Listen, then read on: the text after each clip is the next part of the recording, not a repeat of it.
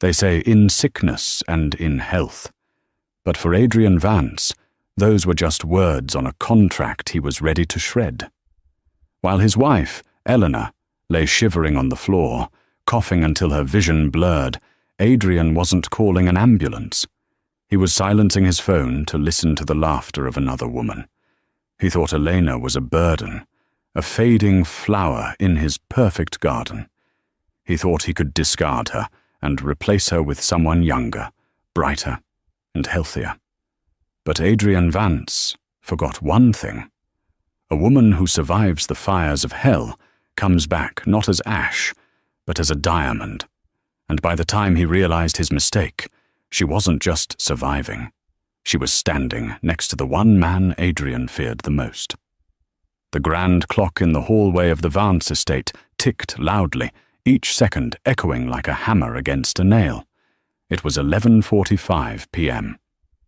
Elena Vance sat at the head of a mahogany dining table that stretched out long enough to seat 20 people. Tonight, it was set for two. 2 crystal wine glasses, 2 bone china plates rimmed with gold, and a centerpiece of white lilies, Adrian's favorite, though he likely wouldn't remember that. The food, a slow-roasted duck prepared by their private chef hours ago, was now cold and congealed under the silver serving dome. Elena shivered, pulling her cashmere shawl tighter around her thin shoulders. The central heating was set to 75 degrees, yet the cold seemed to radiate from her bones outward. Elena looked up. It was Mrs. Higgins, their housekeeper for the last 5 years. The older woman's face was pinched with worry. "Mr. Vance, he hasn't called?" Elena offered a weak, pale smile.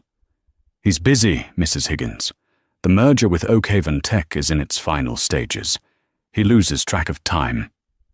"It is your 5th anniversary, Mrs. Vance," Mrs. Higgins said softly, stepping closer to pour warm tea into Eleanor's empty wine glass. "Even a busy man has a calendar." Eleanor didn't reply. She couldn't defend him anymore, not when the evidence was carved into the hollows of her cheeks. 6 months ago, Elena had been diagnosed with a rare autoimmune disorder affecting her blood platelets. It drained her energy, left her bruised at the slightest touch, and required aggressive, exhausting treatments. Before the sickness, she had been Adrian's partner in every sense. They had built Vance Global together. She was the one who charmed the investors, who proofread the contracts, who smoothed over Adrian's jagged edges. But as her health declined, so did his affection. He didn't look at her with love anymore. He looked at her like she was a broken appliance he couldn't figure out how to return. The sound of the heavy oak front door unlocking shattered the silence. Elena straightened her spine, wincing at the ache in her joints. "He's here." Adrian Vance walked into the dining room. He was a striking man, tall, with hair the color of midnight and eyes like cold steel. He was wearing a bespoke Italian suit that cost more than most people's cars. He didn't look tired. He looked exhilarated, and he smelled, distinctly, of vanilla and expensive gin. He stopped, loosening his tie, and looked at the table. He didn't look at Elena. He looked at the cold food. "Why is the food still out?" Adrian asked, his voice devoid of warmth. "It smells stale." Elena stood up, using the table for support. "Happy anniversary, Adrian." Adrian paused, his hand halfway to unbuttoning his collar. He looked at her then, really looked at her. But there was no softness. His gaze swept over her pale skin, the dark circles under her eyes, the way her dress hung loosely on her frame. "Right," he said, checking his Rolex. "The 5th. I forgot." "I waited," Elena whispered. "I was working, Elena. Someone has to keep this empire running, since you decided to retire to the sickbed permanently." The cruelty of the remark was like a physical slap. "I didn't decide to get sick, Adrian. The doctors say if the treatment works, if If, Adrian snapped, walking to the sideboard to pour himself a scotch. I hear if every day. I come home to a hospital ward, Elena. It's depressing. Do you know how hard it is to close $1 billion deal and come home to this? He gestured vaguely at her, as if her existence was the inconvenience. I'm sorry my dying is inconveniencing your schedule, Elena said, a spark of her old fire igniting. Adrian slammed the glass down. Don't be dramatic. You aren't dying, you're just weak. You've let yourself go. Look at you. He pulled a velvet box from his pocket. For a second, Elena's heart skipped. He had remembered. He had bought a gift. He tossed it onto the table. It slid across the polished wood and stopped near the cold duck. Take it, he said. Happy anniversary. Elena opened the box with trembling fingers. Inside was a pair of diamond stud earrings. They were beautiful, objectively. But Elena didn't have pierced ears. She never had. Adrian knew this, or at least the Adrian of 5 years ago knew this.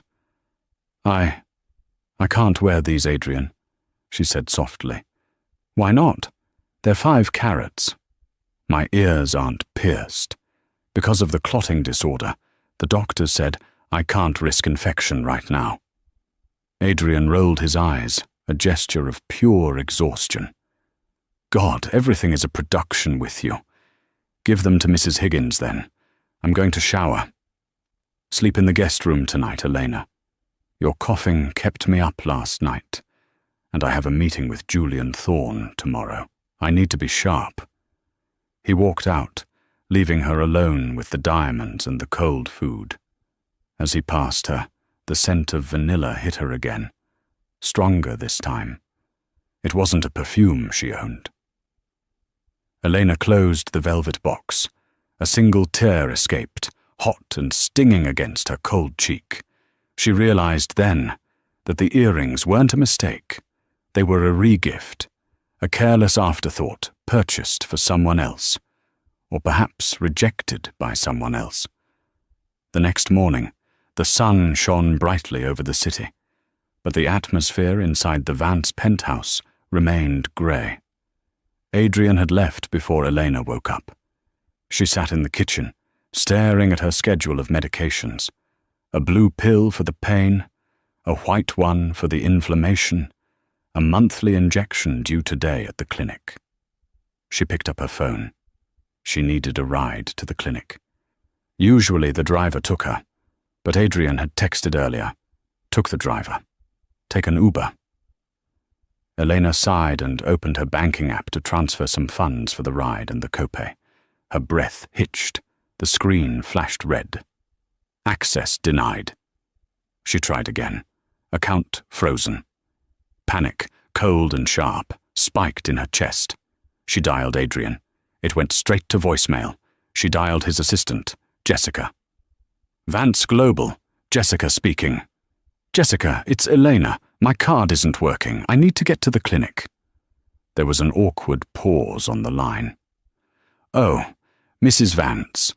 Mr. Vance gave instructions this morning to restructure the personal accounts. He said spending was getting out of hand and he needed to approve all transactions personally. He cut me off, Elena asked, her voice trembling. Jessica, I need my medication. It costs $4,000 a dose.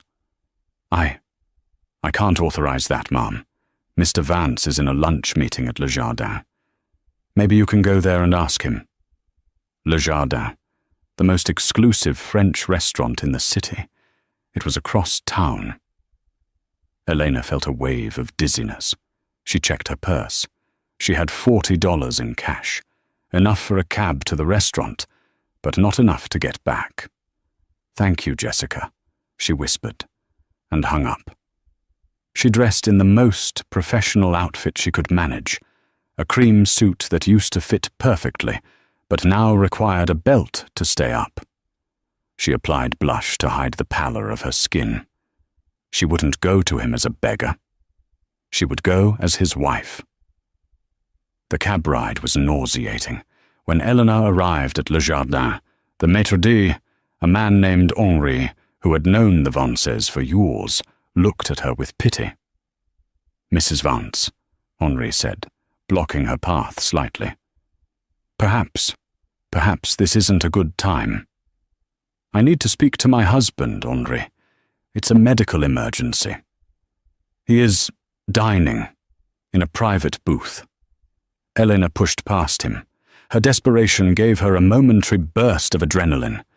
She walked through the plush, carpeted dining room, scanning the booths. She found him in the corner, near the patio windows. Adrian was laughing.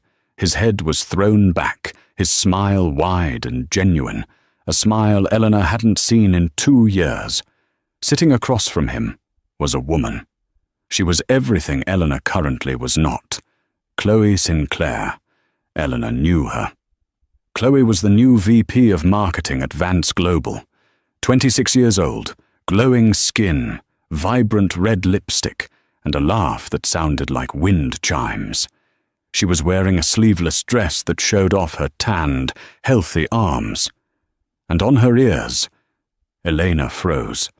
The diamond studs, the ones Adrian had tossed on the table last night. Chloe was wearing them. Adrian reached across the table and took Chloe's hand.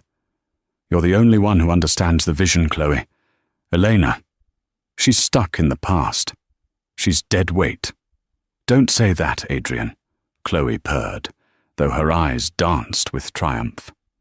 "She's sick. It's sad. It's not just sickness. She's given up. I need someone who can run at my pace. Someone like you." Elena felt the world tilt. The sounds of the restaurant, clinking silverware, low chatter, blurred into a high-pitched ring in her ears. She gripped the back of a nearby chair to steady herself. "Adrian," she said.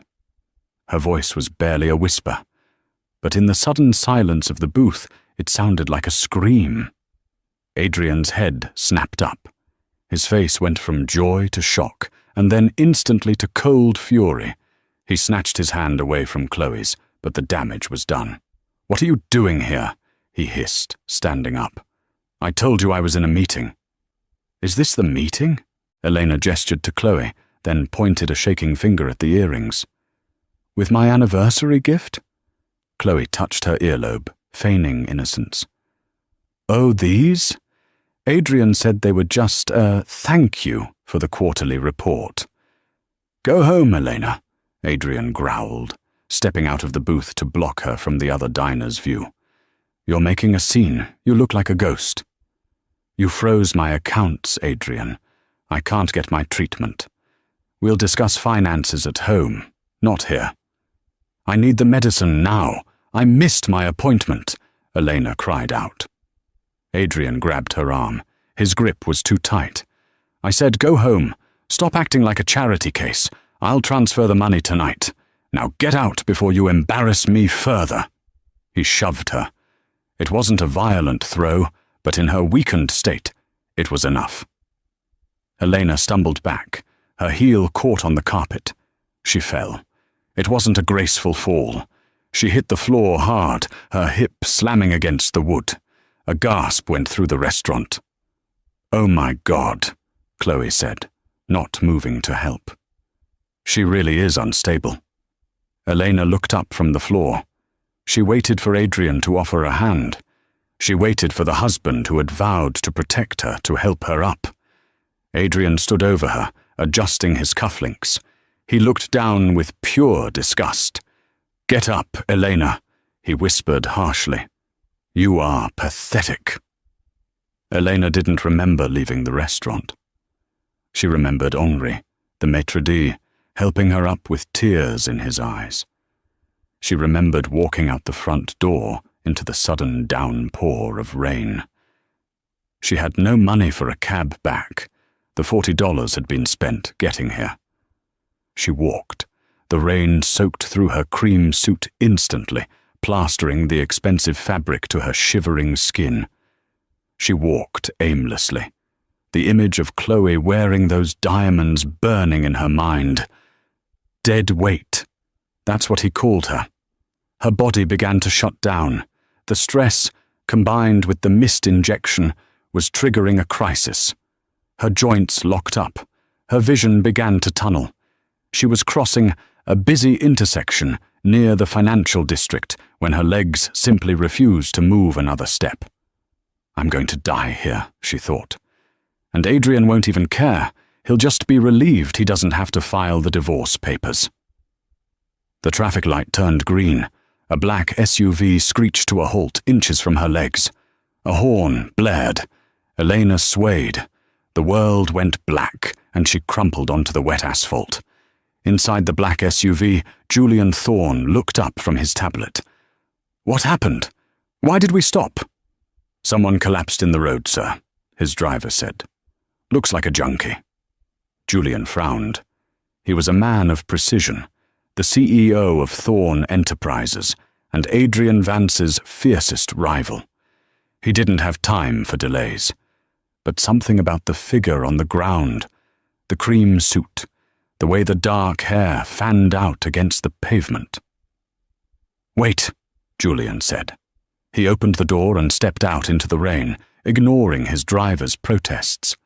He walked toward the crumpled figure. He knelt down and brushed the wet hair away from the woman's face. His breath caught in his throat. Elena? He hadn't seen her in 3 years. Not since the charity gala where she had outsmarted him on a real estate deal. Back then, she was vibrant, sharp, a force of nature. The woman lying in the mud was a shadow.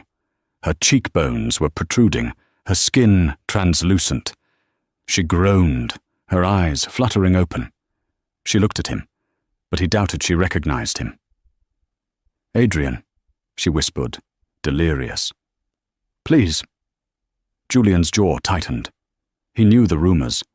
Everyone in the business world knew Adrian was stepping out with his marketing VP. Everyone knew Adrian was neglecting his wife. But seeing the reality of it, seeing Elena Vance left to die in the street like a stray dog, ignited a fury in Julian that he hadn't felt in decades. He scooped her up in his arms. She felt terrifyingly light, like a bird made of hollow bones. Driver, Julian roared, carrying her toward the car. Call Dr. Aris. Tell him to meet us at my private clinic. Now. But sir, the meeting with the Japanese investors. Cancel it, Julian snapped, sliding into the back seat with Eleanor cradled against his chest. He pulled off his heavy wool coat and wrapped it around her shivering body. Eleanor's head lulled against his shoulder. She was freezing cold. You're safe, Julian whispered into her hair, his voice surprisingly gentle. I've got you. He looked out the window at the rainy skyline of the city Adrian Vance thought he owned. Julian pulled out his phone and sent a text to his head of security. Find out everything about Adrian Vance's finances, and find out exactly what he's been doing while his wife was dying. I want to bury him. As the car sped away, Elena fell into a deep unconsciousness, leaving her old life on the wet pavement behind her. The first thing Elena felt was warmth. It wasn't the stifling, dry heat of the Vance estate's central heating, but a gentle, enveloping warmth, like sunlight trapped in a blanket. She blinked her eyes open. The ceiling above her was high and painted with a soft fresco of clouds, nothing like the stark white minimalism Adrian preferred. The steady, rhythmic beep, beep, beep of a heart monitor told her she wasn't in heaven, but she wasn't in a standard hospital room either. She's awake. A deep voice rumbled from the corner of the room. Elena turned her head. Sitting in a leather armchair, reading a file with reading glasses perched on his nose, was Julian Thorne. Panic spiked in her chest. She tried to sit up, but a gentle hand pushed her back down. A doctor she didn't recognize was standing by the bed. Easy, Mrs. Vance, the doctor said. I'm Dr. Aris. You've been unconscious for 3 days. Your platelet count was critically low. You were in septic shock. 3 days? Elena looked at Julian. Why am I here? Julian closed the file and took off his glasses. He looked tired, his shirt sleeves rolled up, revealing forearms that looked like they actually did manual labor, unlike Adrian's manicured limbs. Because the hospital had a mandatory reporting policy for neglect, Julian said calmly, though his eyes were flinty. And I didn't think you wanted the police knocking on Adrian's door just yet. So, I brought you to my private wing. Adrian. Elena's voice cracked. Does he know? Julian stood up and walked to the bedside. He hesitated, then pulled out his phone. I debated showing you this. Dr. Harris said it might cause stress. But I think you deserve the truth more than you deserve protection. He handed her the phone. It was a screenshot of Chloe Sinclair's Instagram story from yesterday. It showed Adrian and Chloe on a yacht, holding champagne flutes. The caption read, "Celebrating the big merger. Hard work pays off." Power couple. Vance Global. He hasn't called the police, Elena, Julian said softly. He hasn't called the hospitals. As far as I can tell, he told his staff you went to visit your sister in Vermont. I don't have a sister, Elena whispered, the phone shaking in her hand. I know. The realization hit her harder than the car could have. Adrian hadn't just ignored her. He had erased her. To him, her absence wasn't a tragedy. It was a convenience. He probably thought she was sulking in a hotel room somewhere. He didn't care enough to check. The tears didn't come. Instead, a cold, hard stone formed in the pit of her stomach. It was the death of hope, and strangely, it was liberating. Why are you helping me, Julian? She asked, her voice gaining a fraction of strength. You hate Adrian. You've been trying to buy him out for a decade. I do hate him, Julian admitted, a dark smirk playing on his lips. But I have never hated you. In fact, I've admired you. 5 years ago, the Valkyrie deal. The one where Vance Global acquired those shipping lanes in the Pacific? Yes, Elena nodded. I negotiated that. I know. Adrian took the credit, but I read the contract language. It had your syntax. It was brilliant. Adrian is a hammer. You were the scalpel. Seeing a scalpel left to rust in the rain offends me. Julian leaned in, his gaze intense. I didn't save you because you're a damsel in distress, Elena. I saved you because you are the smartest person Adrian Vance ever had, and he was too stupid to keep you alive. Get better. And then, let's make him regret the day he was born. For the next week, the dynamic in the Thorne estate was unlike anything Eleanor had ever known. At home, she was a burden. Here, she was a guest of honor. Julian's staff treated her with reverence. Dr. Aris visited 3 times a day, administering a new experimental treatment for her autoimmune condition. Treatment Adrian had claimed was too expensive and unproven, but which Julian paid for without blinking. But the most shocking thing was Julian himself. He didn't treat her like a porcelain doll. He treated her like a partner. In the evenings, he would bring his laptop to her room. Look at this, he'd say, showing her a spreadsheet of a failing subsidiary. Adrian is trying to offload this to Shell Corp. What am I missing? Elena, propped up on pillows, would squint at the numbers. He's hiding the debt in the pension fund. Look at line 45. If you buy that, you inherit the liability. Julian would grin, a genuine, boyish grin that made him look 10 years younger. I knew it.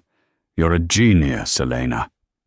It was a seduction, but not of the body. It was a seduction of the mind. Julian was feeding her confidence, nurturing the part of her that Adrian had starved, her intellect. One rainy afternoon, 2 weeks after the incident, Elena was sitting in the conservatory, watching the rain hit the glass. She was walking now, though slowly. She wore a silk robe Julian had bought for her. Midnight blue, not the beige Adrian always insisted on. Julian walked in. He looked grim. "It's done," he said. "What is?" "I had my legal team serve the papers. Not divorce papers. Adrian would fight those just to be petty.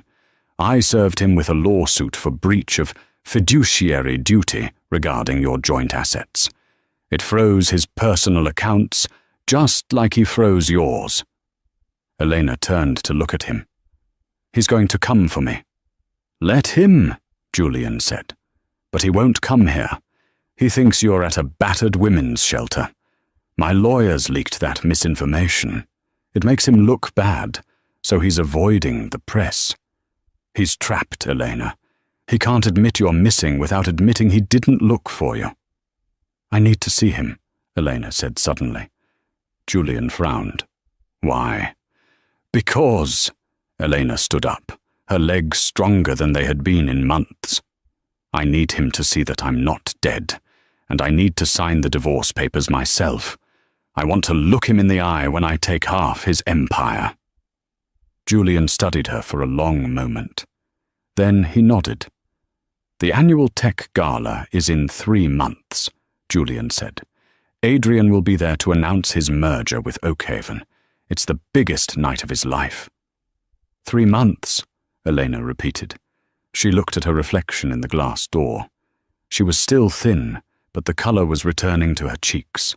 The fire was back in her eyes. "That gives me 90 days to become someone he doesn't recognize." 3 months is a long time in the world of business, and an eternity in the world of healing. Elena didn't just recover, she evolved. Under Dr. Aris's care, the new treatments worked miracles. Her platelet count stabilized. Her energy returned. She started yoga, then Pilates, then boxing. She needed to hit something. Julian gave her full access to his resources. She cut her hair. The long, heavy locks Adrian loved were chopped into a sharp, chic bob that framed her jawline. She dyed it a rich, dark chocolate. She threw away the beige and cream wardrobe Adrian preferred and filled her closet with crimson, emerald, and black. But the biggest change happened in the war room of Thorn Enterprises. Elena officially joined Julian as a silent consultant. She pored over Vance Global's public filings. She found the cracks in the foundation. "Adrian is over-leveraged," Elena told Julian one night over dinner. They were eating in the kitchen, a domestic intimacy that had become natural between them. He borrowed against the Asian manufacturing plants to fund the Oakhaven merger. If the Oakhaven deal is delayed by even 48 hours, the loans get called in. He'll be insolvent. Julian swirled his wine. "And how do we delay the deal?" Elena smiled. It was a smile that would have terrified Adrian. "The environmental impact report for Oakhaven. It expires on the 15th. The gala is on the 16th. Adrian fired the compliance officer who tracked those dates because he talked too much. Adrian doesn't know the permit is expiring." "So," Julian leaned back, admiration glowing in his eyes. "We just let it expire." "We let him announce the merger on stage," Elena corrected. "And then, right after the applause dies down, you announce that you've bought the debt from the bank that holds the Asian plants." Julian laughed softly. "You are ruthless, Elena." "I learned from the worst," she replied. As the gala approached, the tension in the city was palpable. Rumors were swirling about Adrian Vance. His perfect relationship with Chloe was showing cracks. Without Elena to manage his life, Adrian looked disheveled in paparazzi photos.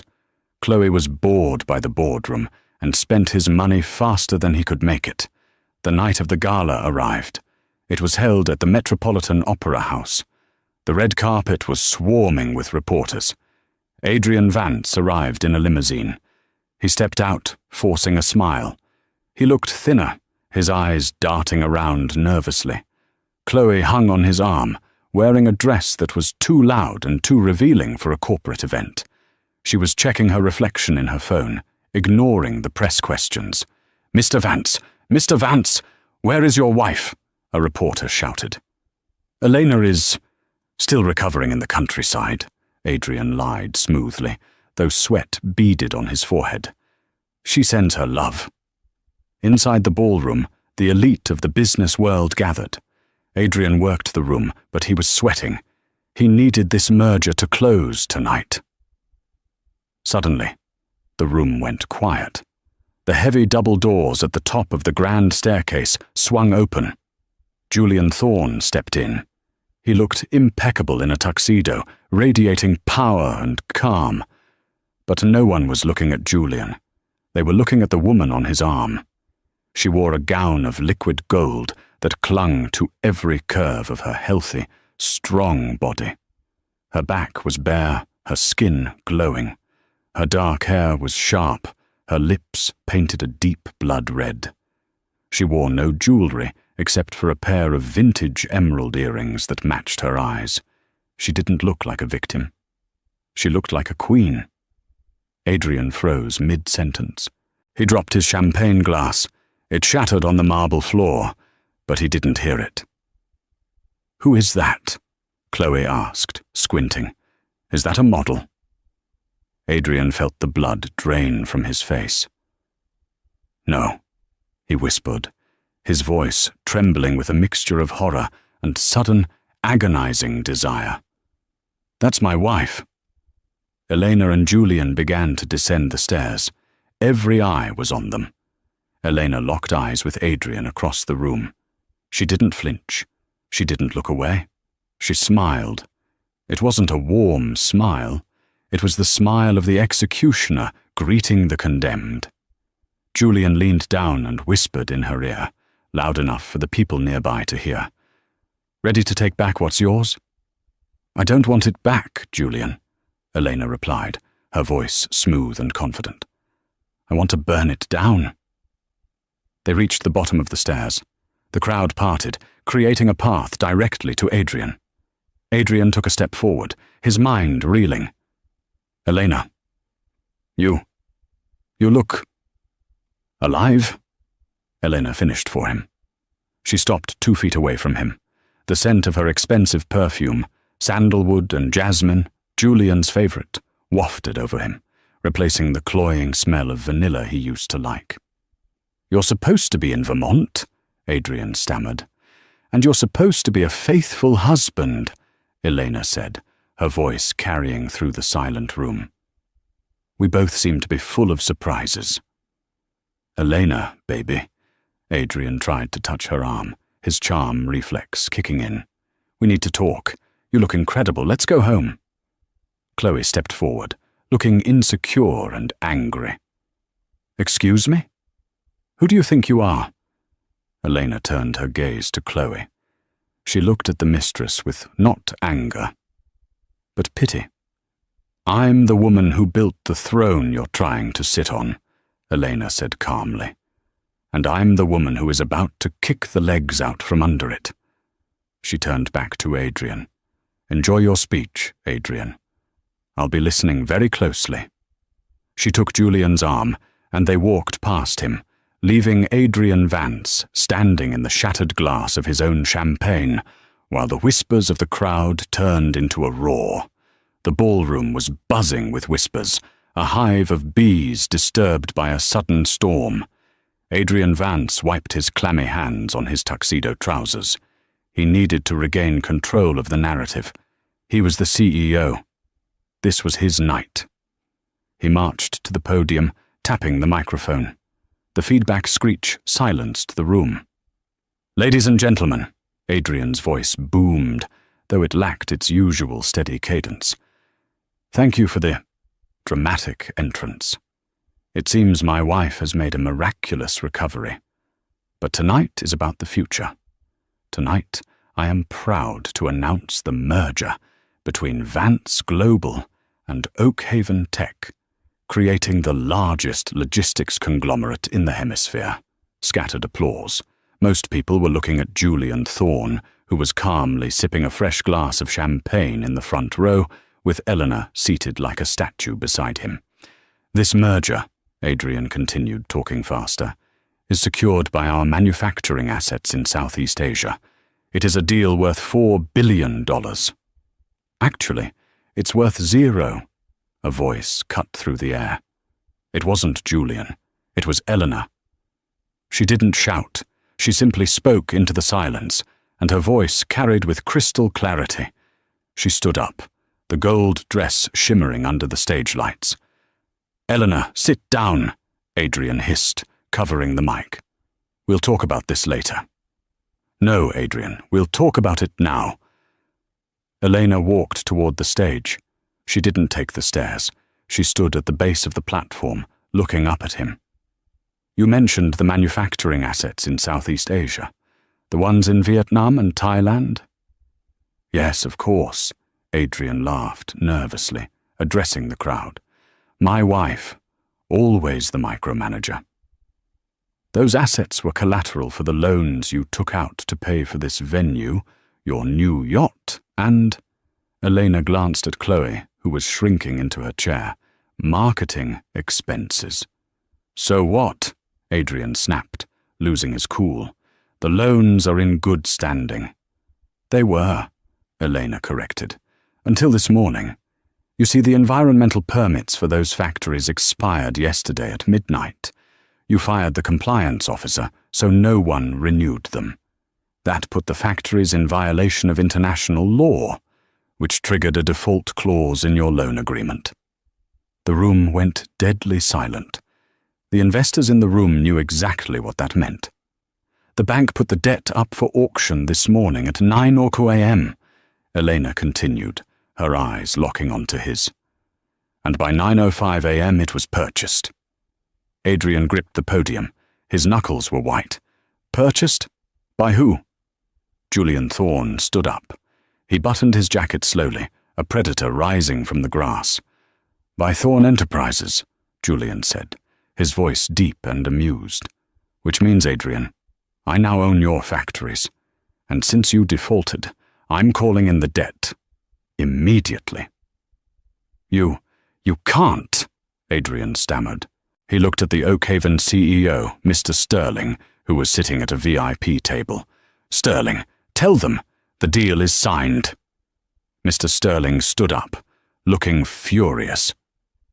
"The deal was contingent on those factories being operational, Vance. If you don't own them, you have nothing to sell me. The deal is off." "No!"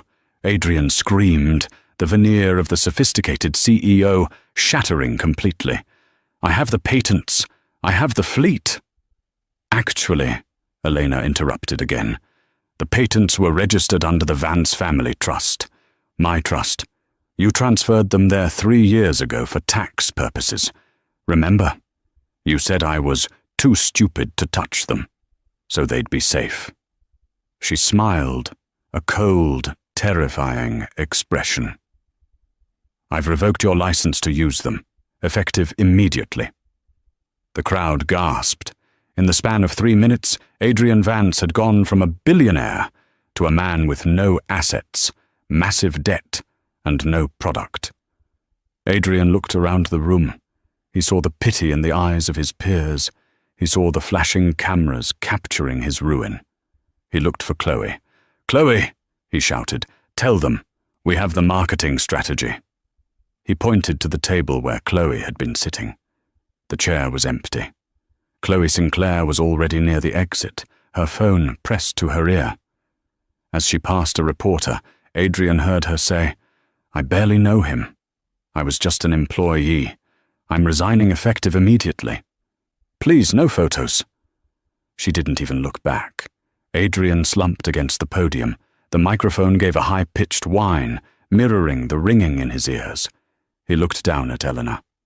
"Why?" he whispered, his voice broken. "I'm your husband."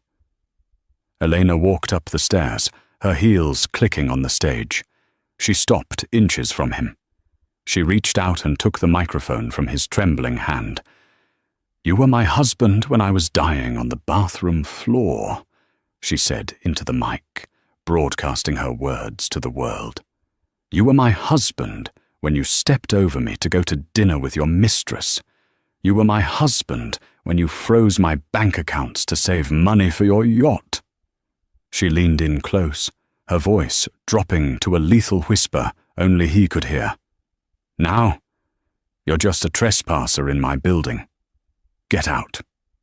The morning after the gala, the sun rose over the city skyline, casting long, golden shadows against the glass towers of the financial district. But inside the headquarters of Vance Global, the mood was apocalyptic. Adrian Vance had not slept.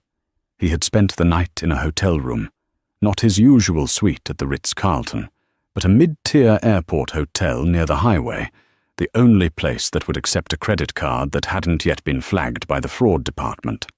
At 8 a.m. sharp, he stood in the lobby of his own building. He swiped his access card at the turnstile. Beep, beep, beep. A red light flashed. Access denied. There must be a mistake, Adrian snapped at the security guard, a man named Miller, whom Adrian had ignored every morning for 10 years. "Miller, let me in. The system is glitching." Miller didn't move to open the gate. He looked down at a clipboard, his expression unreadable.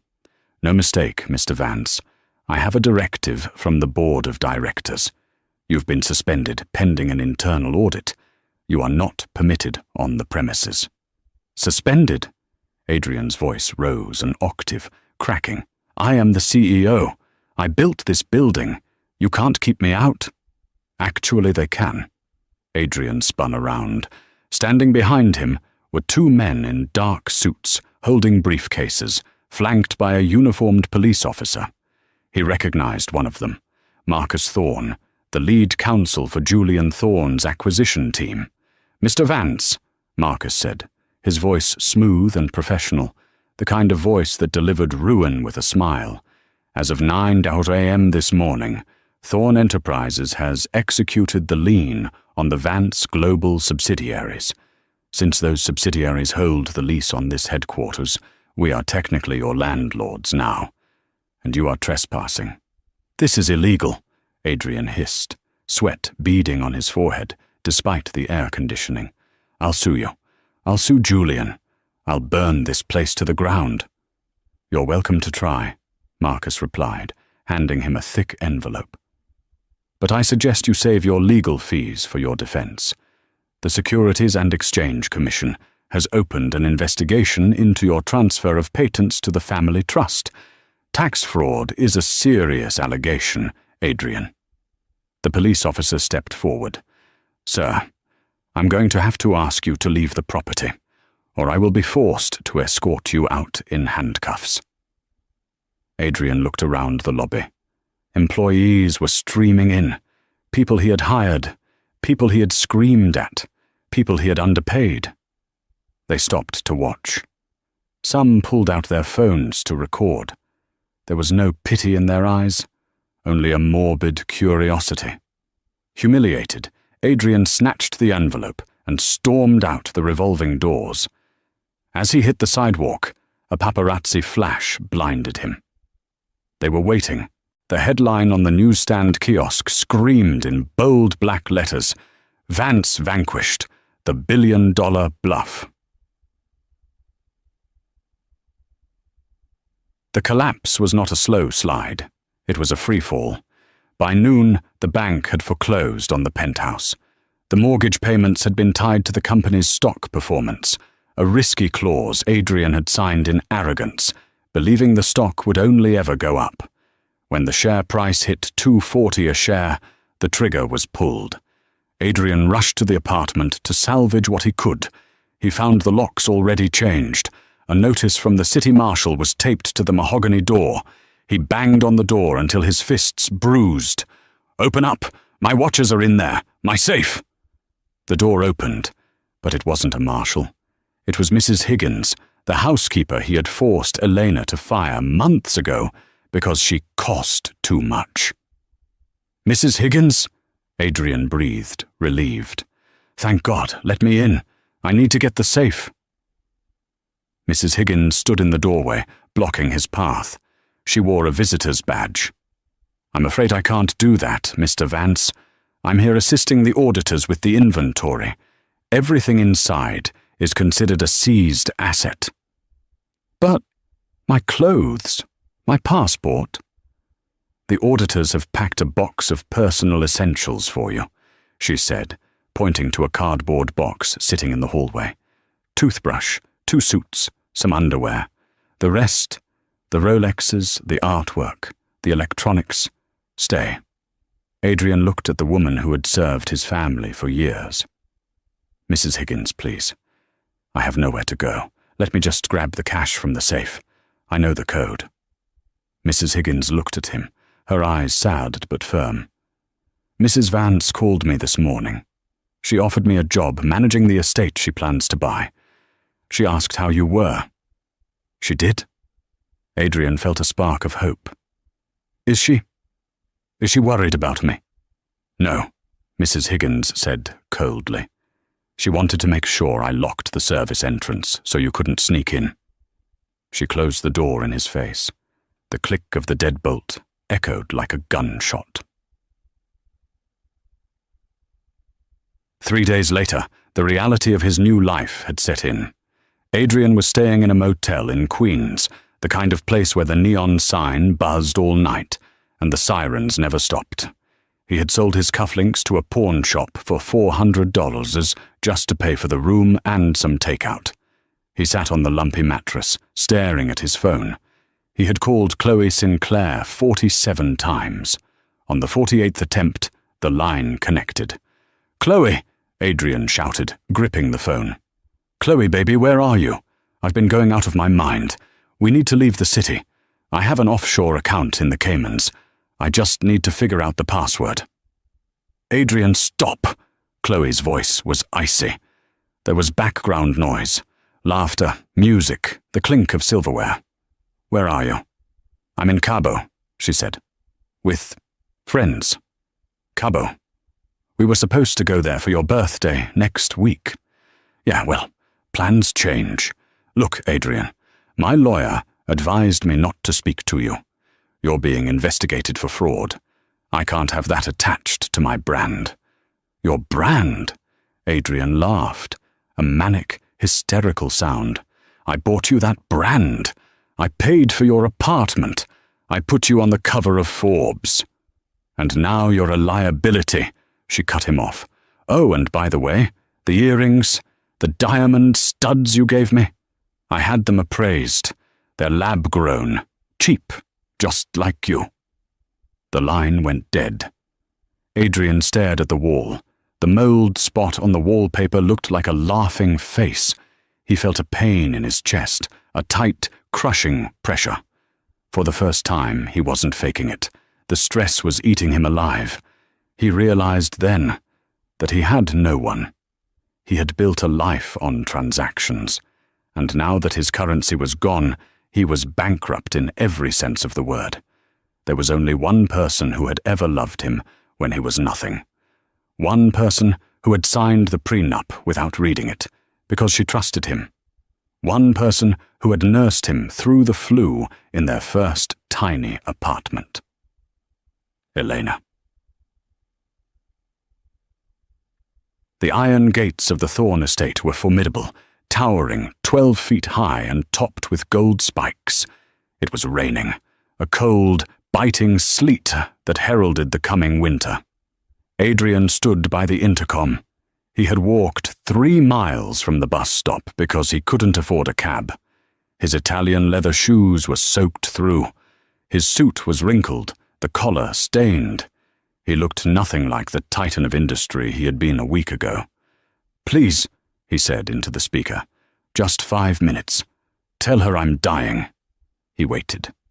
10 minutes passed, then 20. He was shivering violently, his teeth chattering. Just as he was about to turn away, the heavy gates groaned and swung open. Adrian's heart leapt. She still cared. She wouldn't let him freeze. He walked up the long gravel driveway. The house was glowing with warmth. Through the bay windows, he could see a fire roaring in the hearth. Elena was standing on the covered porch. She wasn't wearing a hospital gown or a robe.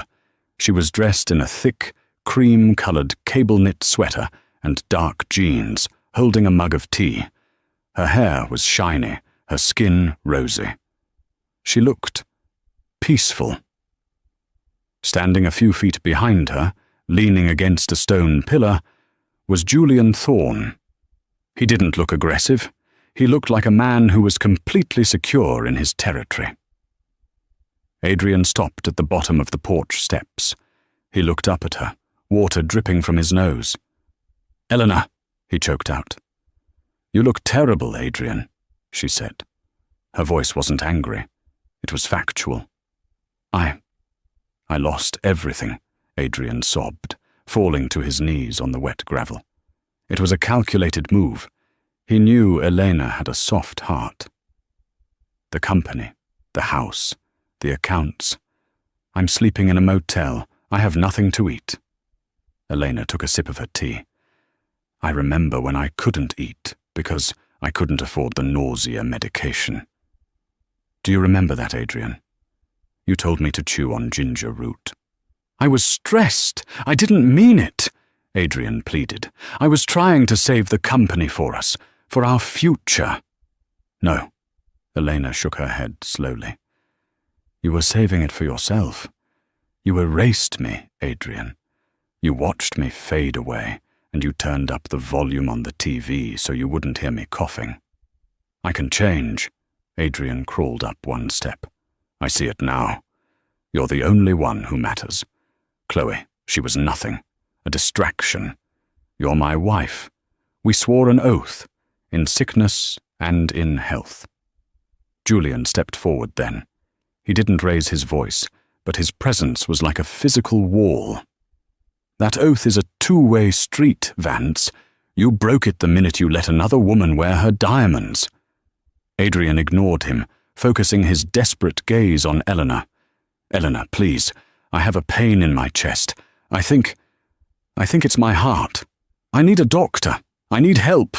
Don't leave me to die like this." Elena looked at him. She saw the fear in his eyes. It was real. He was terrified. Not of losing her, but of being ordinary, of being poor, of being alone. She set her mug down on the railing and walked down the steps until she was standing right in front of him. She smelled of sandalwood and rain. "I won't leave you to die, Adrian," she said softly. Adrian let out a breath of relief. "Thank you." "Oh, thank you. I knew you still loved me." "I didn't say that," Elena corrected him. "I said I won't let you die, because death is an escape, and you have a long time to live with what you've done." She reached into her back pocket and pulled out a small, white business card. She tucked it into the breast pocket of his soaked suit jacket. "Dr. Aris runs a free clinic downtown on 4th Street, she said. "He treats the uninsured. He treats people who have been forgotten by the system. Go there. Stand in line. Wait your turn like everyone else. He'll check your heart." Adrian stared at her, the hope draining from his face, replaced by a dawning horror. You're not taking me back?" "The Elena you married is gone, Adrian. You killed her." She stepped back, ascending the stairs to where Julian waited. Julian wrapped an arm around her waist, pulling her into his warmth. "Go now," Elena said, her voice final. "Before I call the police for trespassing. And Adrian?" He looked up, broken. "Try the ginger root. It really does help with the nausea." She turned around and walked back into the house. Julian followed, pausing only to give Adrian a look of utter dismissal before closing the heavy oak door. Adrian Vance was left alone in the dark. The warmth of the house was just a few feet away, but it might as well have been on the moon. He reached into his pocket and pulled out the card for the free clinic. Dr. Aris. Walk-ins. Welcome. A sob ripped through his throat. He stood up, his legs shaking, and turned back toward the gate. The long walk down the driveway felt like a funeral procession for the man he used to be.